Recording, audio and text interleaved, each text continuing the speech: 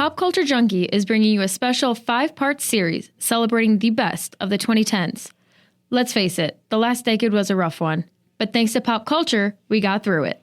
On this episode of We Love the 2010s, the Pop Culture Junkies look back at the years 2014 and 2015. 2014 is the year that gave us these important questions.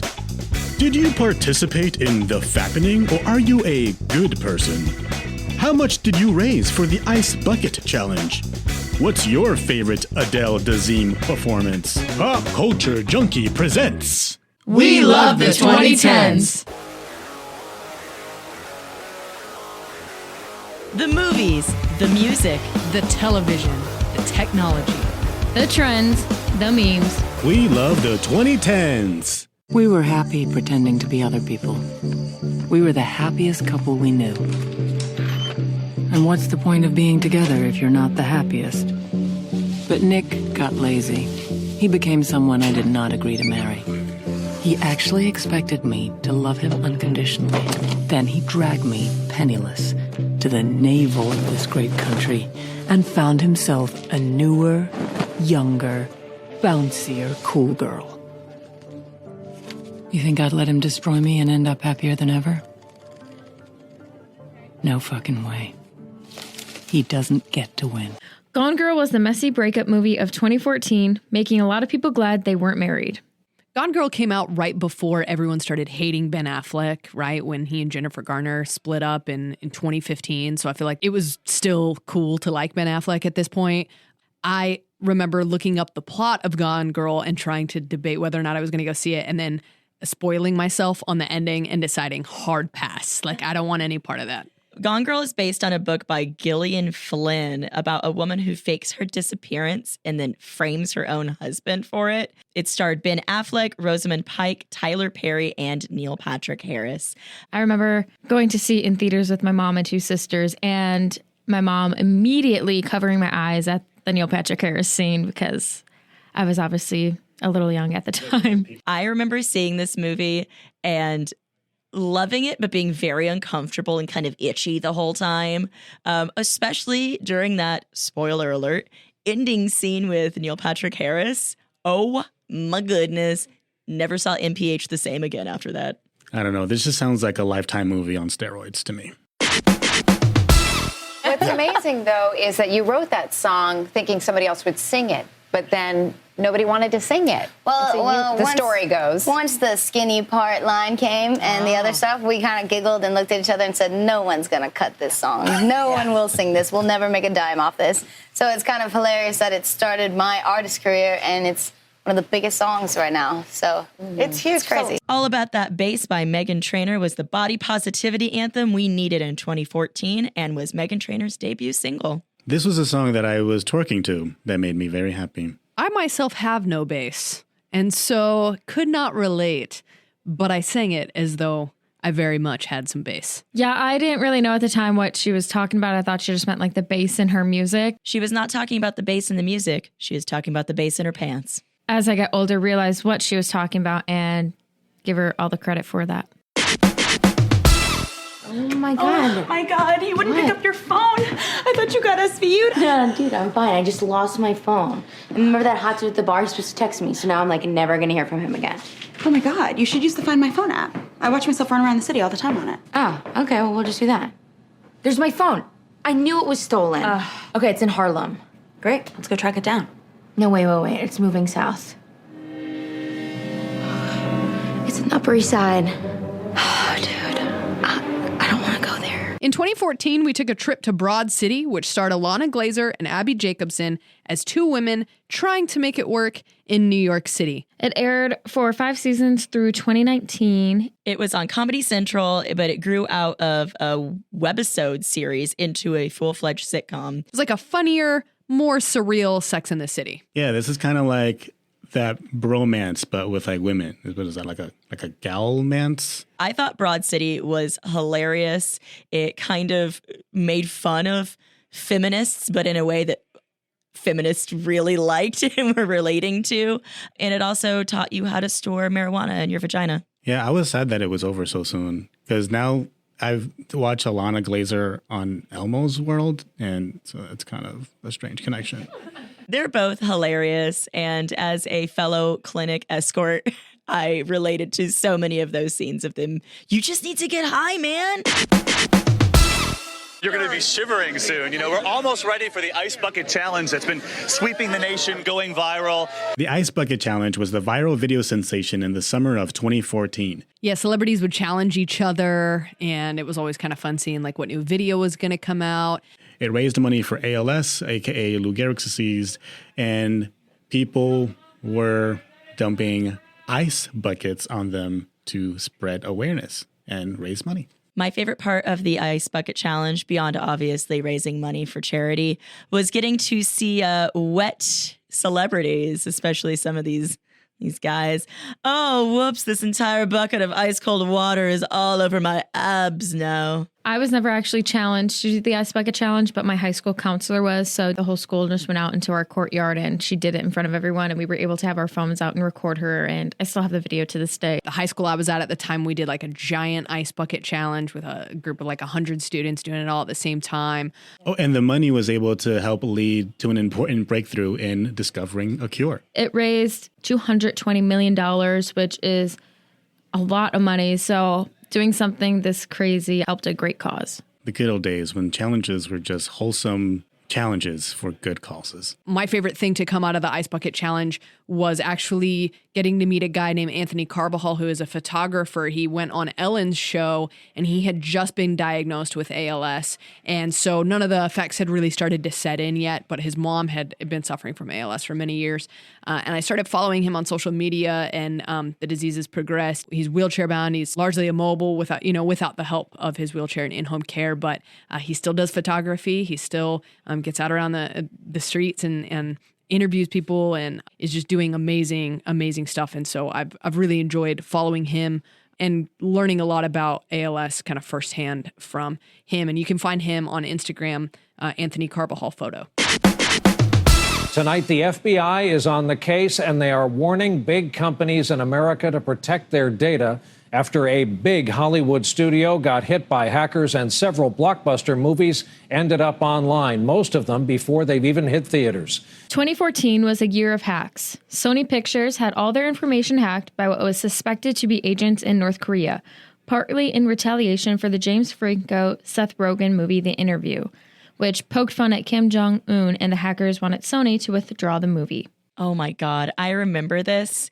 And I recently watched an interview with Seth Rogen where he talked about the fallout from this movie and how much of it had to be heavily edited in order to even have it released in the slightest. And there's a scene in the end where, spoiler, Kim Jong-un dies. And the original sequence is an explosion. And Seth Rogen says that the entire face just melts it off and peels off in a pile of goo. And he basically is down to a skeleton. If you watch the version that's released now, they completely edit out his entire death scene and an explosion blocks his face. I do remember just how unique it was that it was coming out as a digital release only. And it's so funny now in 2021 to think about that and how many movies come out just digitally. And it's not like a death sentence like it was kind of back then. Like I remember it being like, ooh, we haven't seen this before. What's going to happen and who's going to watch it? And now it's the norm. So in a way, it almost kind of set a trend. Yeah, back then it felt like you were watching like a dirty film. Ooh, we're going to download The Interview and watch it. I hope no one finds out. And from this hack, data that was released included information about salaries at the studio and information about upcoming films and just major gender pay gap. It just spread light on a lot of issues that were happening. There were a ton of emails that were leaked, including one where an executive called Angelina Jolie a minimally talented, spoiled brat. Racist comments about Obama, which is awful. But on the bright side, we got to find out that Spider-Man was going to be shared by Sony and Marvel, so that's kind of cool. Now to the red-hot mugshot. You know how I feel about it.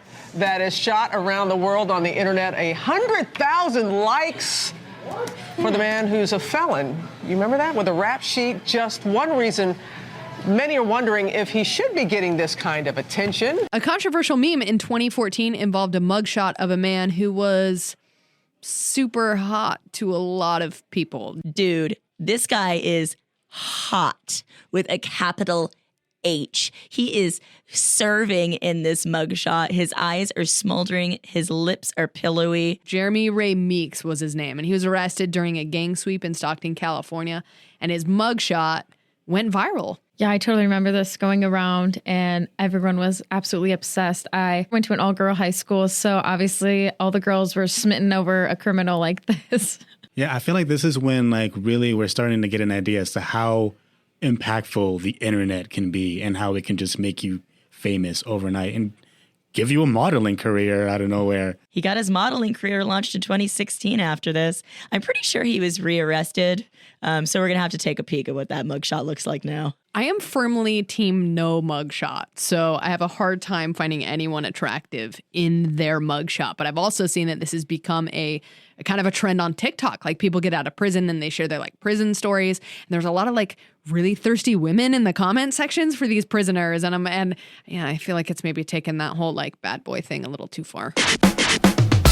Mount Vernon Square filled with demonstrators who were peaceful, some angry, and some weary. I'm just tired. I mean, how many times does it have to happen where you just stay on the sideline and not do anything? Something needs to be done. We have to let those in power know that we're not going to take this anymore. Hands up, don't shoot! Hands up, don't shoot was a phrase that became a popular rallying cry after the shooting of Michael Brown in Ferguson, Missouri in August 2014. It was supposed to show a sign of submission, you know. My hands are in the air. Please don't shoot me. I don't have a weapon on me. And it's therefore not a threat to an approaching police officer. However, for Michael Brown, he had his hands up and he was unfortunately murdered by police. This was really kind of the start of the first like Black Lives Matter public protests and the start of a lot of really important conversations that unfortunately we're still having today. Yeah, I mean, it was a complicating time for me because on one hand, I'm like, oh, wow, we're like rallying together. We're like we're unifying in this cause. And also I'm like, why did it take so long? Like, this isn't the first person and it definitely wasn't the last.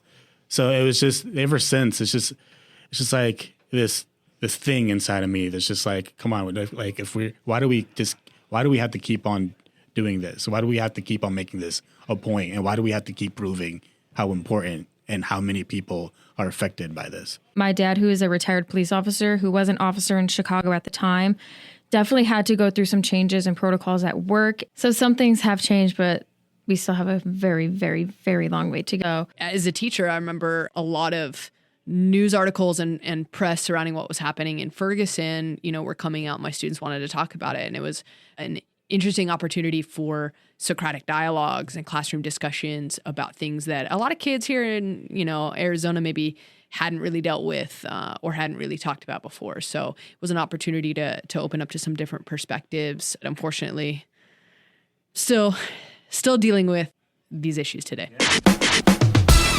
Does anybody embody the decade more than singer, actor, fashion icon Lady Gaga? The answer?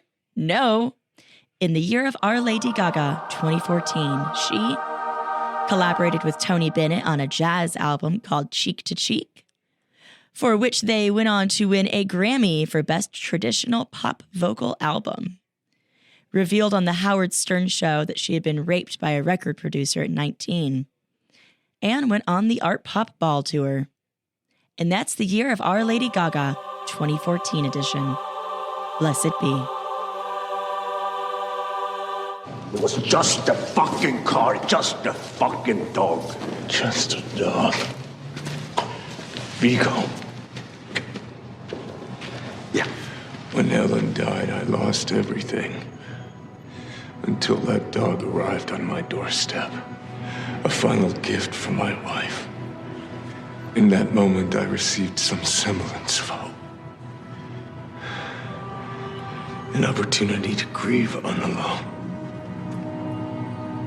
And your son took that from me. Stole that from me. Killed that from me! People keep asking if I'm back, and I haven't really had an answer. But now, yeah, I'm thinking I'm back. So you can either hand over your son, or you can die screaming alongside him!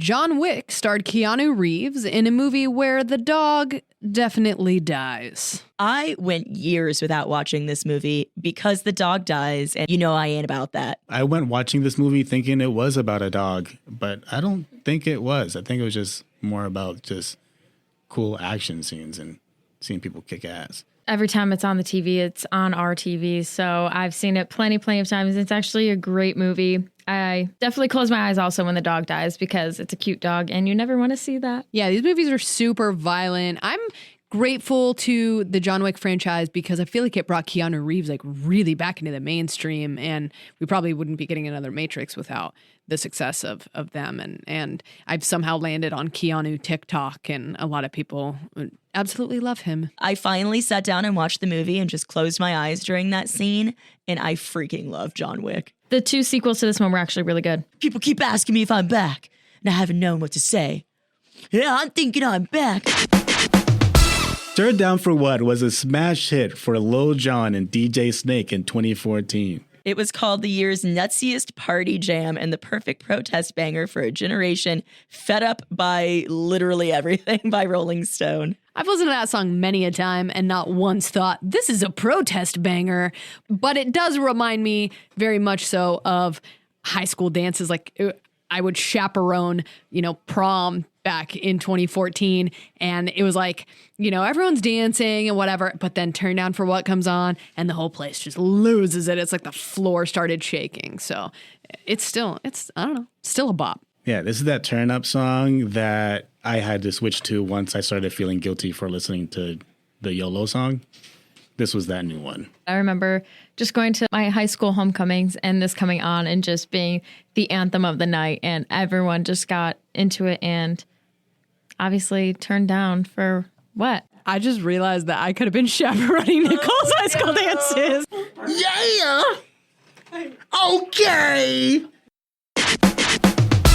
It's the morning of my wedding. Man, I'm gonna be at the altar. It's the big day. There's no turning back. And they've never met. Hello, nice to meet you, husband. I know nothing about her. Are you serious? Can the professionals? What do you want in your partner? Is sex important? Arrange happily ever after? This is a one-time deal. This is a big risk, but with great risk sometimes comes great reward. Married at First Sight was a reality show and social experiment that used professional matchmakers to pair up total strangers who were then married right after they met.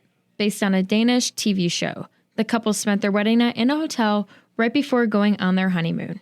It sounds like a night out at the bar. It's like that episode of Friends with Ross and Rachel where they get drunk and accidentally get married. So apparently they had to live together as a married couple for 8 weeks and then decided if they wanted to stay married after that. I really want to know how much sex these couples were having in that 8 weeks and if that determined if any of them stayed together. I was surprised to see that there was a 30% success rate. Like 13 couples are still married today from that show, which if you think of it that way, it's almost like just as likely as any other marriage. I mean, if the divorce rate is like over 50% nationally, like why not give it a whirl? It's working because it's still running on Lifetime and there are other versions of the show in dozens of countries. Yeah, I don't know if I could personally ever do this where I just meet someone and have to marry them.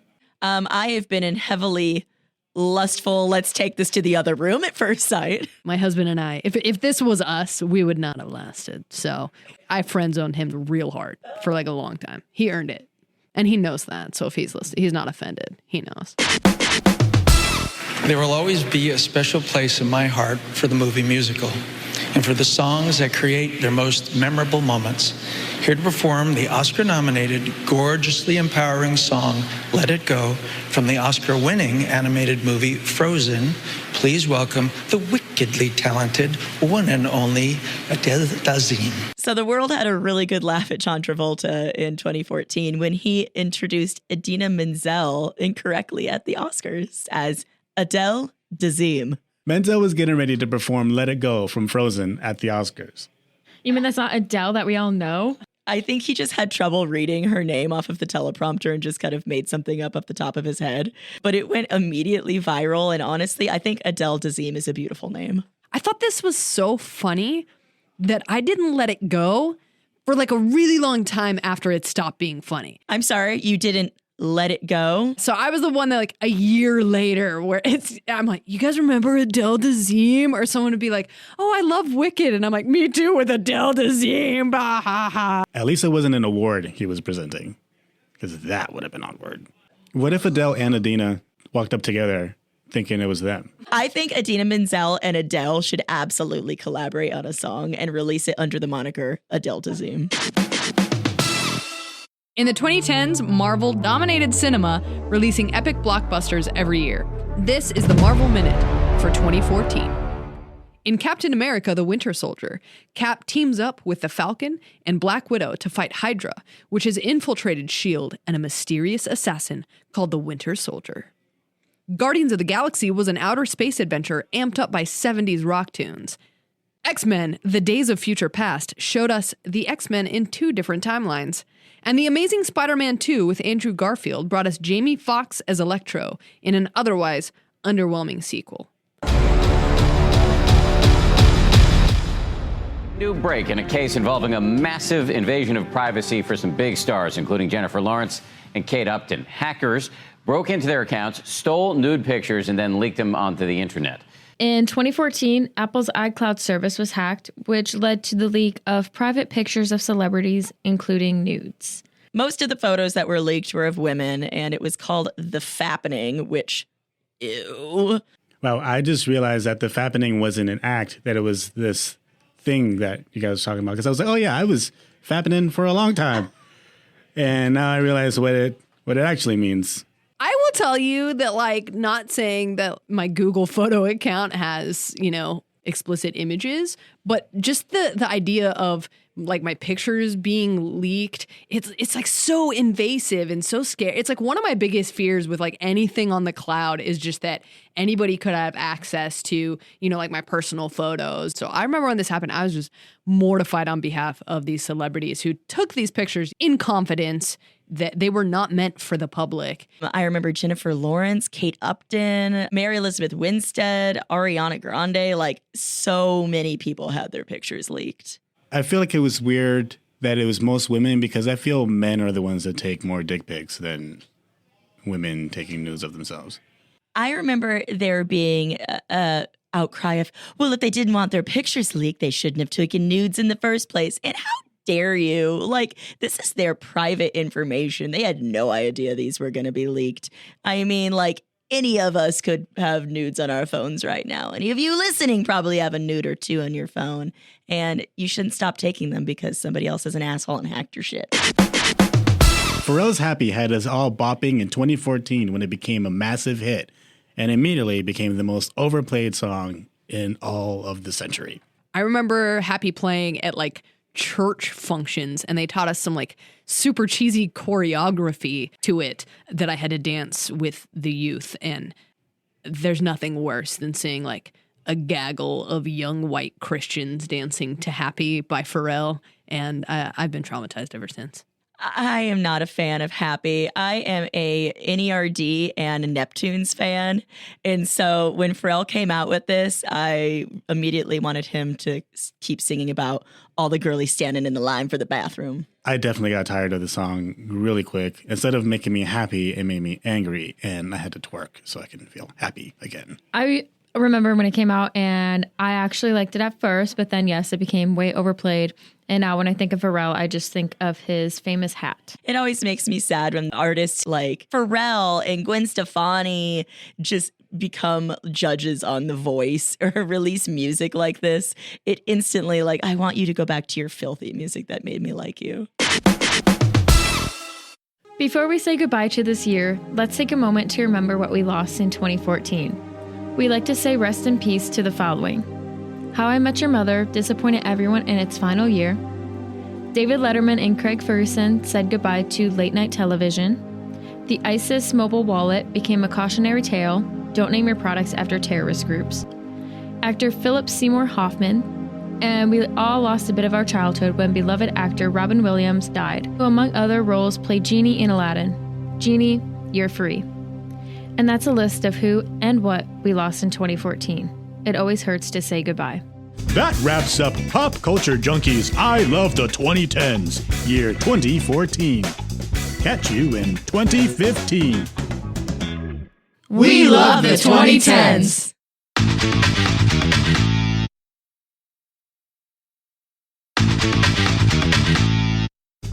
2015 is the year that gave us these important questions. Did that new Star Wars movie ruin your childhood? Was Alexander Hamilton the hottest founding father?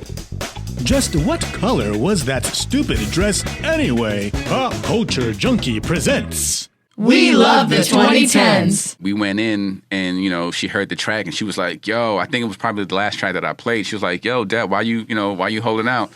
So she went in the booth and, she started freestyling. And I believe the first words was, bitch better have my money. Rihanna's Bitch Better Have My Money came out in 2015. Yeah, it was written to be a club banger, but I feel like this was also one of those words of affirmation that people would tell themselves just to get things done. I'm going to do this, but bitch better have my money. If your friend owes you gas money, you just kind of send them a gif of, bitch better have my money. I totally remember this song, and definitely wasn't a banger in the club for me just yet because I was too young, but was definitely a banger in the car. I also appreciate it because it's one of those things that kind of sets forth the desire to be an entrepreneur or a businessman at a young age. I'm thinking of those high school kids and they're like, you know what? I got to strive for these bitches giving me my money. This song is just about capitalism. Better have my money. My memories of this song come from high school, but from teaching high school and the students walking around saying it to each other about things like whatever, lunch money and stuff, and me having to constantly remind them to not use explicit language in the classroom. You were like one of those kids with the lemonade stand and you was like, 25-cent lemonade, bitch better have my money. The music video featured Rihanna torturing Mads Mikkelsen, which was kind of cool. And I feel like it spawned a lot of memes. A bitch better have my money. Lemonade, get your lemonade. It's been an absolute privilege. It's been the honor of my professional life.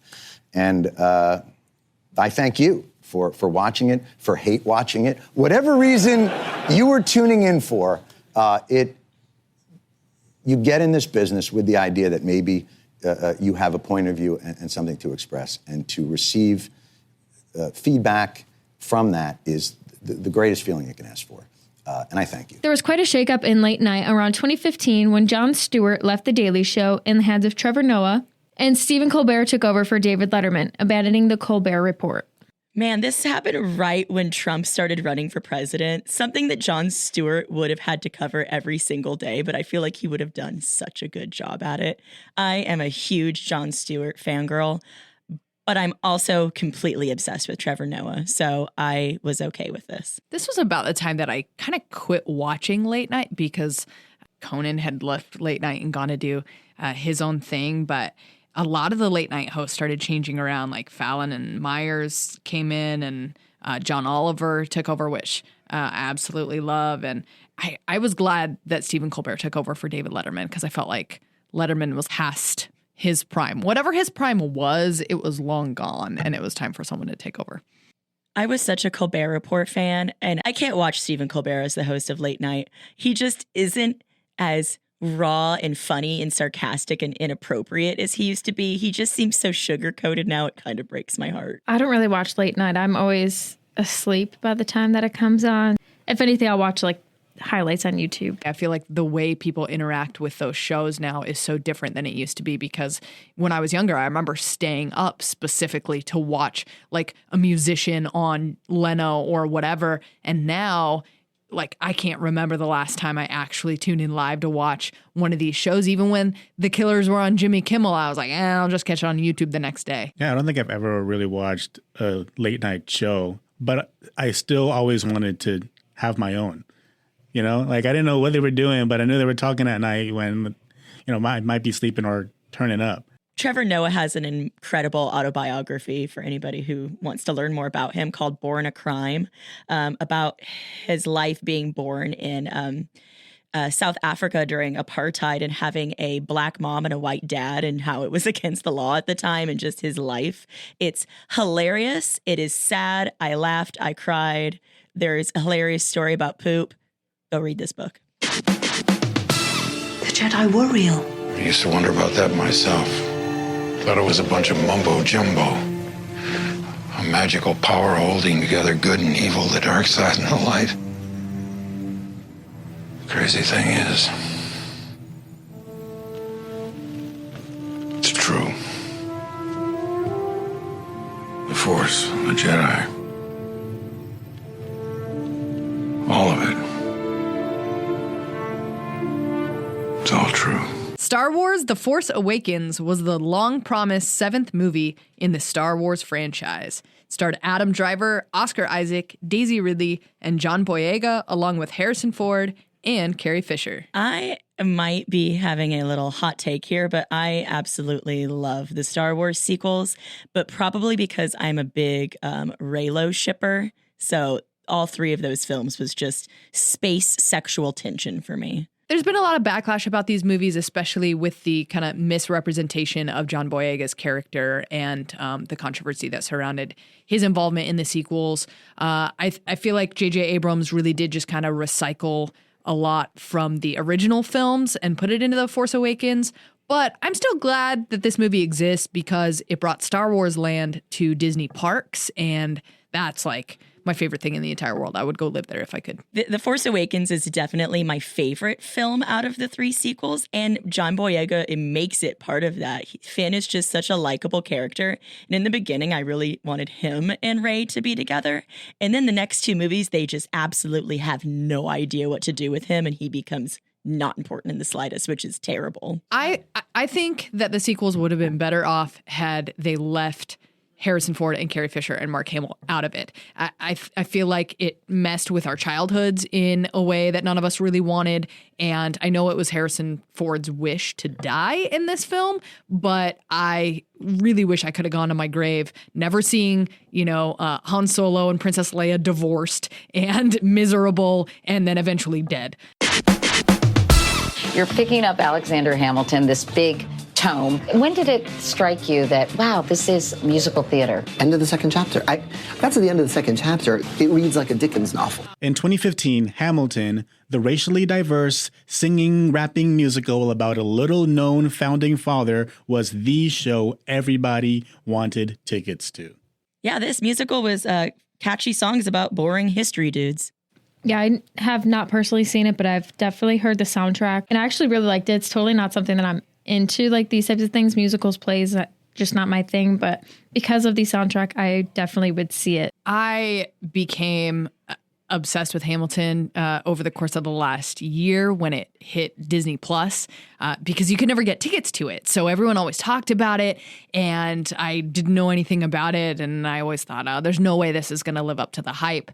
And then when I got to watch it from the comfort of my own couch, I fell in love with it. And I actually got the opportunity to see Hamilton at Gamage this year when it came on tour. I feel like Hamilton was an opportunity to see things that I have never seen before, like as a Black person or even just like an Afro-Caribbean Dominican person.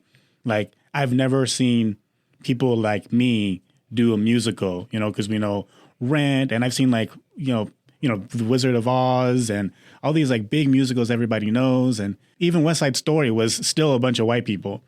And this was kind of that time, like, oh, let's take the American story and like make it ours. Because however much this country sucks, it's still our country. And to kind of be able to take that perspective and have people, and essentially the people that were oppressed throughout the history of this country, to then take on those personalities and tell this story, I thought it was pretty cool. I'm like a huge Lin-Manuel Miranda stan. I know people kind of either love him or hate him, but I think he's a genius. And despite Hamilton having its flaws, which it definitely does have, it's been successful for a reason. It's revolutionary as far as the way it tells the story and the cast and the music. And I love it. If you haven't seen Hamilton, you can stream it on Disney Plus right now. It's well worth your time. Apple Watch is the most personal device we've ever created. We set out to make the best watch in the world. Apple continued to try to tether humanity to their products by introducing the Apple Watch in 2015. It was the best-selling wearable device. By 2020, an estimated 100 million people used one. I still don't have one. I love mine. I just got the new one. I have the Series 7 and I'm absolutely in love with it. I think it is one of the greatest inventions ever because I can answer my text messages, phone calls right on my wrist, and I don't need to have my phone directly on me. I am more of a Fitbit fangirl. Not sure why. Makes me feel like I'm healthy even though I'm eating cheeseburgers and drinking beer all the time. I never got into Apple, period. So I have all the Android products, and I know like Samsung put out like the Galaxy version of the Apple Watch, and there's been a lot of competitors, but I feel like every time I go look at a smartwatch, I know in my head it's not the Apple Watch, and so I don't bother buying it because it's not going to have all the bells and whistles of the Apple Watch. Yeah, it's when I realized that the future was here. Like, we're now wearing our technology. It's like Dick Tracy when they used to talk into his watch, and it was all like science fiction back then, but now we're living in that reality. The National Football League welcomes you to the Pepsi Super Bowl 49 halftime show. In the 2015 Super Bowl, one of Katy Perry's costume backup dancers became an internet sensation. So it was during the halftime show, and Katy Perry was singing Teenage Dream in kind of like a beach aesthetic, and she was backed up by two dancers in shark costumes. The shark on the left kind of didn't quite understand the choreography as well as the shark on the right did, and thus we dubbed him Left Shark. Yeah, I feel like a lot of people that year went as Left Shark for Halloween. You were always seeing a shark just walking around. It immediately started trending on Twitter. Bunch of memes were born out of Left Shark. I mean, that's a cool costume. I don't remember that for some reason. Yeah, Left Shark was revealed to be hairstylist Brian Gaw, who said there's set choreography and there's also what's called freestyle choreography, where you just get to move around and play your character. And I'm in a 7-foot blue shark costume. There's no cool in that. So what's the other option? I'm going to play a different character. Well, first of all, it's a hairstylist. They just put a shark costume on him. Like, he probably had to, like, do everybody's hair, and then they were like, oh, my God, we can't find our shark. And then they just threw it on him. The costume will fit that guy. It's a huge meme that's going on Instagram. You guys have seen it, right? Like, yo, what's up, ma? You know, what are you doing tonight? Nothing. You down to Netflix and chill? 2015 was the year Netflix and chill meant anything but that. So when you Netflix and chill with somebody, you invite them over to your house to maybe start watching Netflix for about 20 minutes and then have sex instead. My favorite part of the Netflix and chill trend was that it started popping up on like Walmart t-shirts and stuff. And then like your grandma would use it, but not really know what it meant and think it genuinely just meant like watching TV. And so people would be posting like Netflix and chilling with my cousins. And you're like, oh gosh, no, stop. What are you doing? I was one of the people that were actually Netflix and chilling at the time. I was in a long distance relationship and we would Netflix at the same time and chill. I have definitely Netflix and chilled in my day. There's many half-watched movies in my queue. What are the best shows or movies to Netflix and chill to? I think the best movie or show to Netflix and chill to is something that you know you're not going to be heavily invested in. You don't want to put on like something with subtitles that you're going to want to read over their heads. Or something that's going to make you laugh. Something that's going to make you laugh or cry. Do you think after Netflix and chill became so popular is when Netflix was like, are you still watching? Does anybody embody the decade more than singer, actor, fashion icon Lady Gaga? The answer? No. In the year of Our Lady Gaga, 2015, she got engaged to actor Tyler Kinney. I remember that relationship. Was named Billboard's Woman of the Year, appeared on American Horror Story Hotel, and performed a Sound of Music tribute at the Academy Awards. And that's the year of Our Lady Gaga, 2015 edition. Blessed be. What was he like? He was polite, intense, smart, really intimidating. Do you have any interests outside of work? What about you? I'd like to know more about you. There's really not much to know about me. Look at me. I am. 50 Shades of Grey, the movie, finally brought the mom porn bestseller to our screen in 2015. So it starred Jamie Dornan as Christian and Dakota Johnson as Anna, but Robert Pattinson and Kristen Stewart were considered for the roles, seeing as it was based on a Twilight fan fiction, but they turned them down. See, I thought this movie was so sexual that I went onto Pornhub to watch this, and I was upset because it definitely shouldn't belong on this website. I just went through the entire thing and just paused it, just stopped and went to real porn. I'm not going to lie because I did the exact same thing. I looked up clips of this movie to see how hot it was, and there's no insertion to be seen. I steered clear of the films as well as the books. All I did was Google like the worst parts of the books so I could laugh at them. And then I was disappointed to find out that some of those horrific scenes from the novels didn't even make it into the movie. It was almost rated NC-17, and it was banned from some countries for sadistic sexual content. This movie came out around Valentine's Day, and my students were all going on dates to go see it. And I was mortified that it was happening because my students were like 15. So would you consider this a Netflix and chill movie? Because they are chilling a lot in this movie. Maybe only if you're trying to reenact some of the things you see on screen. You know what's sadistic about 50 Shades of Grey is that if Christian was not wealthy, it would be an episode of Law & Order SVU.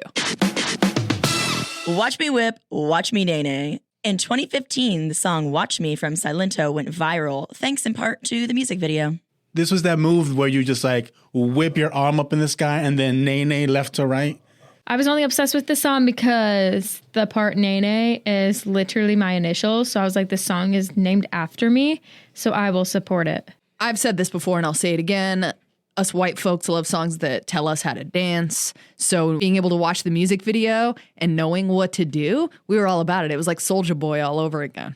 It was the second most popular music video of all time, so that's kind of impressive. Yeah, and then you find out that you can nae nae on absolutely anything, whether you are wiping down your car, cleaning your mirror.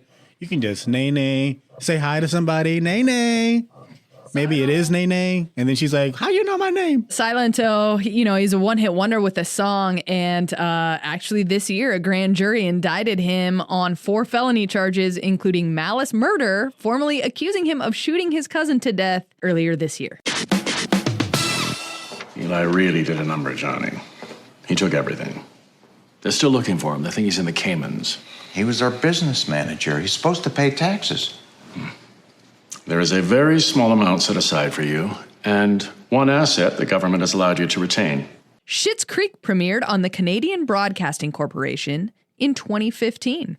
This started off as a small show carried on the CBC and then on Pop TV, and then it hit Netflix. Man, I caught on to Schitt's Creek late and I still haven't finished it, but it forever changed the meaning of fold in the cheese for me. Not that I did a lot of baking. It swept the Comedy Awards and the 2020 Emmys, among other awards, like GLAAD, SAG, and the Critics' Choice. It's notable for its portrayal of a pansexual character and for being a comedy with a lot of heart. I think one of the best parts about Schitt's Creek, one of the star and creator, Dan Levy, has said that they wanted to create this town where there was no concept of prejudice. And so when a character is gay or pansexual or anything related to their, not just their sexuality, but their identity as a person, everybody is supportive and understanding. And there's not even a hint of surprise or shock or confusion. There's no having to learn about it or come to terms with it. It's every day. It's mundane. And to me, that was a huge breath of fresh air because I'd never seen anything like that on TV. I did like how he explained being pansexual to his friend at one point, though. She's like, I thought you liked red wine, but it seems like you might like white wine. It's like, sometimes I like red. Sometimes I like white. Sometimes I like rosés. I like the wine and not the label. I will be forever grateful to my sister for saying, have you seen this show? And thankfully, we started watching it right at the very beginning in season 1. Hey, stop! Little girl, stop! Look, I need to borrow your hoverboard. In Back to the Future Part 2, Marty time travels to 2015 where he has a real hoverboard that he rides like a flying skateboard. Around 2015, we were introduced to a poor substitute, the self-balancing scooter. Oh my gosh, this thing. I remember going to like family holidays and like the little cousins would be riding these things around and just crashing and burning. Or actually, rather, they did pretty good at it and then I gave it a try and I crashed and burned. they were literally crashing and burning these things at a certain time. I remember these little kids, they were like 5. They were like over here being pros, eating their juice, going down the mall, like in these random places. And I'm just like, I don't have one. And are we surprised really that Mark Cuban is the one who bought the patents in China? I mean, literally out of everyone on this planet, I feel like Mark Cuban would just be the first person that would pop in your head for something like this. I always wanted to ride one of these, but then I remember my like feeble attempt at learning how to ride Heelys back in the day when I was a kid, and the balance required for that. And I took one look at that hoverboard and was like, I will crack my head open. It is not happening. The only thing we got from Back to the Future Part 2 were the sneakers. In the 2010s, Marvel dominated cinema, releasing epic blockbusters every year. This is the Marvel Minute for 2015. The Avengers assembled to fight a new threat in Age of Ultron. Paul Rudd brought Ant-Man to life. Marvel continued to make good television with Agent Carter on ABC and Daredevil and Jessica Jones on Netflix. And gave us a weak-ass reboot of the Fantastic Four. That darn dress, you know the one I'm talking about. It's been inescapable today, dividing the world between those who see white and gold and those who see blue and black. In 2015, a simple photo of a dress on Facebook sparked a hashtag civil war. Was it white and gold or blue and black? I see white and gold. That dress is blue and black, and you will never be able to convince me otherwise. See white and gold, and it's now blue and black. I absolutely 200% see white and gold. I see white and gold. I see white and gold, and then it turns into blue and black. I am shook, you guys. That dress is black and blue. I will throw down right now. The only thing black and blue is your heart, Shauna. Yeah, so a woman posted a picture of a dress that she planned to wear at her daughter's wedding. And then nobody could agree on what color it was. So this went viral the weekend of my wedding. And I was so happy because I remember thinking, gosh, I hope nothing bad happens in the news the weekend of my wedding, because I'll always associate that date. And the fact that this is what happened the weekend of my wedding just made me so happy. And we spent a lot of time arguing about this at my rehearsal dinner. I think it's interesting because obviously it sparked this huge debate, but it proved that our perception of color is not the same. And I remember being a kid and being like, what if my blue is your green? And we don't see things the same way, but we're never going to know because you just learned it as blue or whatever, right? And we just learned the name, but it's never the same. And then when this happened, I was like, dude, it's confirmed. We're all living in like weird parallel universes where we don't see things the same way. And I've honestly never been the same. I've never thought of things the same since the dress dilemma. The dress was later confirmed to be black and blue, so you can all suck it. Before we say goodbye to this year, let's take a moment to remember what we lost in 2015. We like to say rest in peace to the following. Grey's Anatomy killed off McDreamy. How could you do that to us? I nearly cried myself to sleep. Blake Shelton and Gwen Stefani each ended their marriages so they could be together. Parks and Recreation, Mad Men, and Key and Peele all called it a day. Bobby Christina Brown's too short life ended. And we lost Leonard Nimoy. Live long and prosper, Mr. Spock. And that's a list of who and what we lost in 2015. It always hurts to say goodbye. That wraps up Pop Culture Junkies. We love the 2010s, year 2015. Catch you in 2016.